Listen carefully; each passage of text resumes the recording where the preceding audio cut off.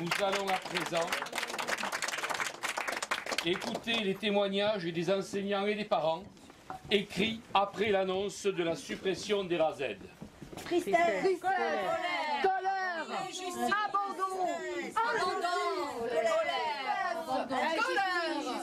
abandon, injustice, colère, tristesse.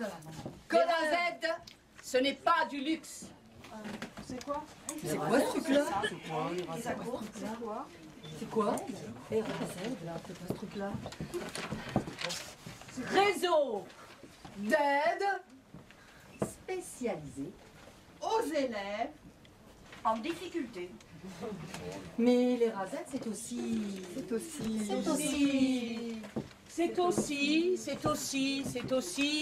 Un regard autre sur les enfants. différent.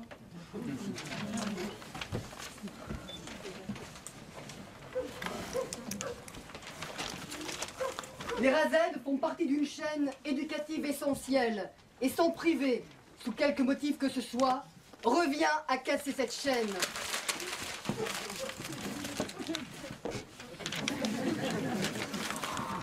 Je suis la mère d'un petit garçon de 5 ans. Grâce au RASED, l'école n'est plus un souci pour lui aujourd'hui. La disparition des RASED serait une catastrophe pour les élèves et les enseignants.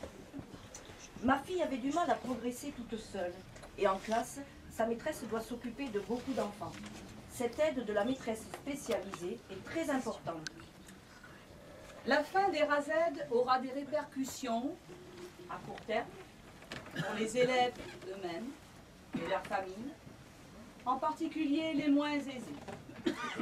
Et à long terme pour la société tout entière, qui n'aura pas su juguler en amont l'échec scolaire, la violence et l'exclusion. Ces artisans, dans le sens noble du terme. Ces artisans, ces travailleurs de l'ombre, permettent que chacun puisse trouver sa place au sein de l'école, permettent de réconcilier les élèves avec le savoir et sont un des éléments essentiels du dispositif dans l'école. Aujourd'hui, les enseignants du RASED restent indispensables. Ils aident certains élèves à reprendre confiance en eux, mais aussi en nous, leurs enseignants. Ils sont ce regard extérieur nécessaire qui apporte tant cette aide précieuse quand on est démuni devant certains élèves. Ils apaisent autant les élèves que les enseignants. Alors l'année prochaine, tu ne viendras plus m'aider? Mais comment je vais faire? Je n'y arrive pas encore toute seule. Théo a compris l'aide. Il n'y arrive pas encore, mais il sait que bientôt il pourra y arriver. Tout notre travail se reflète dans les propos de Théo. Il a repris espoir, il croit de nouveau en lui et en ses capacités. Les enseignants du RASED, pourtant trop peu nombreux, savent trouver les mots justes pour parler à chaque enfant. Alors, l'année prochaine, nous, enseignants de classe, on fera comment sans vous? Que puis-je répondre à ces questions? La colère m'envahit. A-t-on le droit de sacrifier les enfants? A-t-on le droit de sacrifier l'avenir? Si vous pensez que l'éducation coûte trop cher, essayez l'ignorance.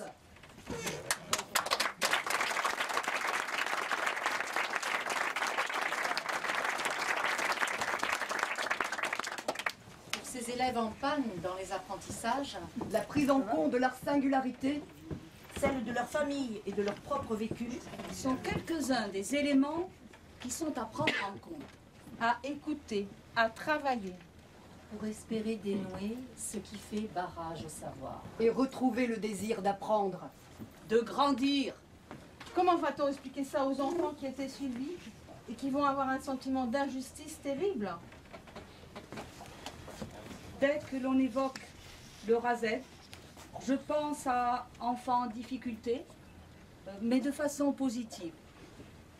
Car ces enfants en souffrance, grâce au RASED, retrouvent la liberté. Ces enfants dits à problème sont souvent stigmatisés. Et avec l'aide des RASED, ils retrouvent la liberté d'apprendre, de communiquer et d'appréhender le monde plus sereinement. L'égalité des chances. ces enfants trouvent le goût d'apprendre. Et là, on retrouve le vrai rôle de l'école. Et pour chacun, pouvoir s'épanouir sereinement et ne laisser personne au bord de la route. La fraternité. En soulageant leur souffrance, les membres du RAZED créent des liens, un cadre, de la sécurité à ces enfants, leur permettant de ne plus être exclus et faire alors partie de la classe à part entière. Si vous pensez que l'éducation coûte trop cher, essayez l'ignorance.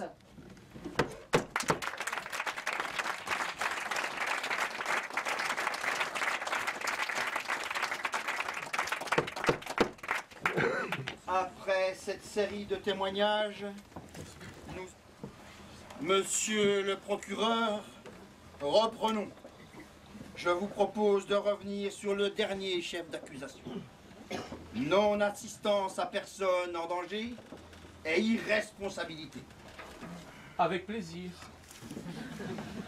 Vous êtes accusé d'irresponsabilité, de gestion dangereuse de l'humain, allant jusqu'à la mise en danger d'autrui, de non-assistance à élèves en échec scolaire, à élèves en intégration, sans auxiliaire de vie scolaire, à enseignement novice, sans formation et en détresse, à professeurs en danger face aux violences et aux incivilités. Vous êtes accusés de supprimer les aides déjà insuffisantes, les enseignants spécialisés, notamment, de supprimer les postes d'enseignants, d'enseignants remplaçants, de recruter du personnel vacataire. Des moyens, toujours des moyens supplémentaires. Eh bien non, notre gouvernement, avec moins de moyens, fera mieux. Avec l'aide personnalisée. L'OCDE témoigne. La France présente l'un des taux d'encadrement les plus faibles, tous niveaux et tous établissements confondus. Il y a de plus en plus d'enfants en souffrance qui explosent et perturbent la classe. Donc le système, priver les écoles des RAZED, c'est mettre les enseignants en difficulté, les enfants en échec et à terme en marge. Vous êtes accusés d'augmenter la pression, l'angoisse des professeurs et des élèves, en mettant en place un système généralisé d'objectifs de résultats, de chiffrage, de grilles d'évaluation, de pointage. Vous calquez l'école sur le modèle de l'entreprise, avec des valeurs de classement, de compétences à acquérir dans un objectif de formation. Vous la réduisez à une passerelle pour l'emploi. Les enquêtes sur la souffrance à l'école témoignent d'un malaise. Le décrochage scolaire, voire la déscolarisation, de plus en plus précoce, en sont la preuve.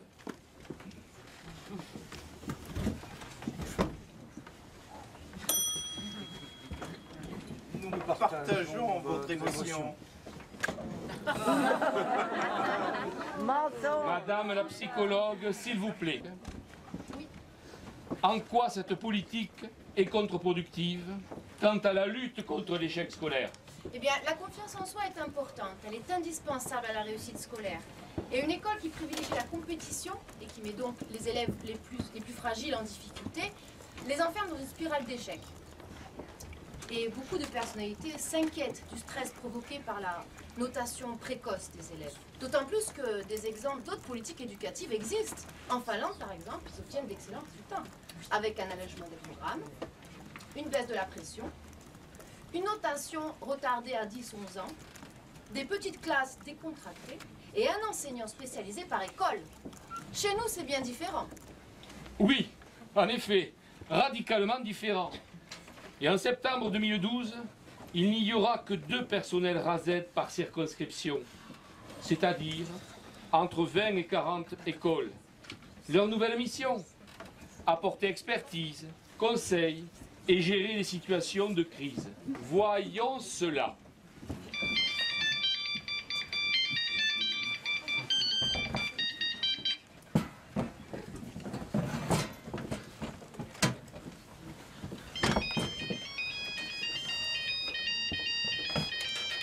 Expert de la difficulté, bonjour. Expert de la difficulté, bonjour. Oui. Quel est votre problème? Vous êtes enseignant, d'accord, oui, très bien, oui. Qu'est-ce qui vous arrive? Vous avez été menacé par un père d'élève. Ah oui, je comprends. Ah, les évaluations. Ah oui, d'accord, oui. Ah, vous n'osez pas sortir de l'école, c'est ça? Vous avez une issue de secours. Oui, vous la voyez? Vous la prenez. On est là. Expert de la difficulté, bonjour. Quel est votre problème? Oui, on voit. Un élève debout sur la table. Ah, il vous a traité de sale pute. Oh, oui. Ah, alors écoutez, ne quittez pas. Non, non, je ne peux pas me déplacer, c'est impossible. Non, je peux vous proposer une aide extérieure médicalisée, SNPP, délai d'attente. Oui, un an et demi. Non. Expert de la difficulté, bonjour. Oui. Il ne veut pas rejoindre sa classe. Oui, d'accord, oui. Et il pleure. D'accord. Bon, vous avez appelé les parents. D'accord. Ah mais il s'agit d'un enseignant.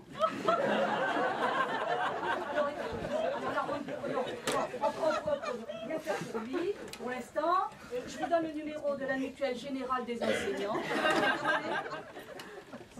Expert de la difficulté, bonjour. Quel est votre problème? Oui. Ah non, là, vous faites erreur. Il vous faut un plombier pour les toilettes bouchées, hein? Voilà, oui. Au revoir. On demande l'asile politique pour la Finlande.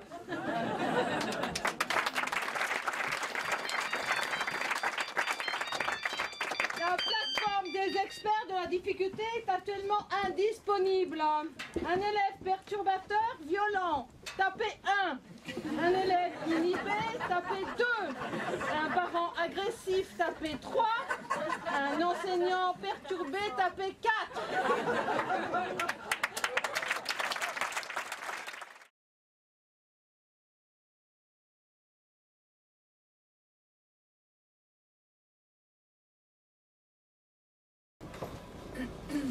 Messieurs les ministres, veuillez vous lever.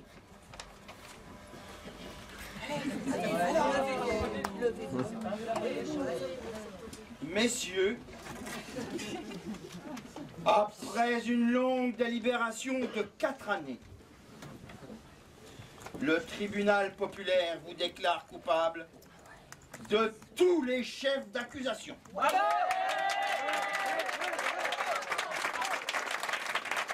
En conséquence, vous serez condamnés à lire toutes les lettres qui vous ont été envoyées par enseignants, parents, pédagogues, psychologues, élus depuis 2008.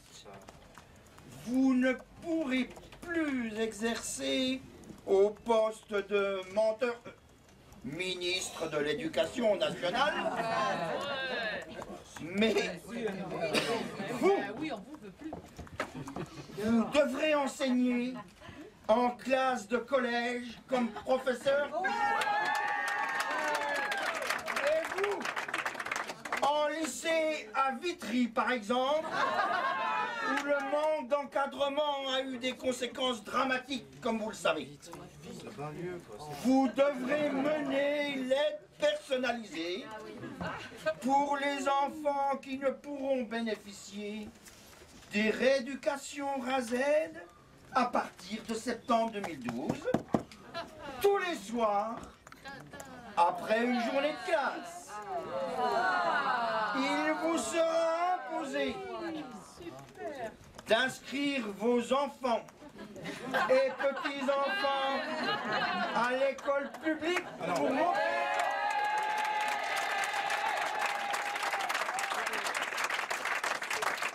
Vous serez dans l'obligation de vous soigner, notamment sur la pathologie de mensonge invétéré et d'indifférence à la souffrance d'autrui. Si possible, au centre de soins réservé aux enseignants en détresse. En réparation, les prochains ministres devront concerter les enseignants et les personnes compétentes en sciences de l'éducation et en sciences humaines avant de mettre en place une réforme. S'intéresser au modèle qui fonctionne en termes d'éducation.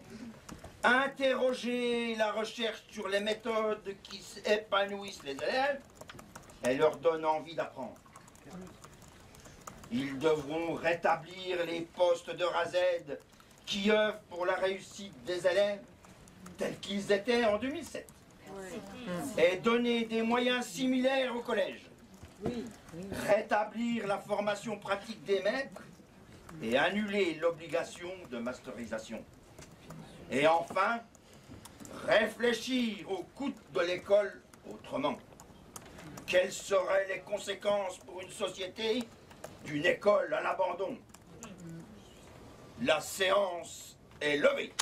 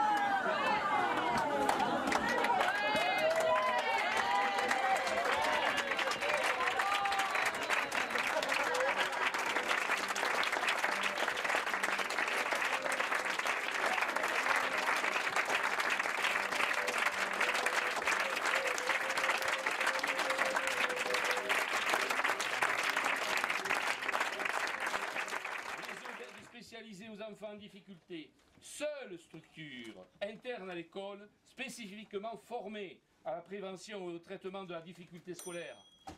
Nous n'allons pas supprimer les RASED. Nous allons les sédentariser.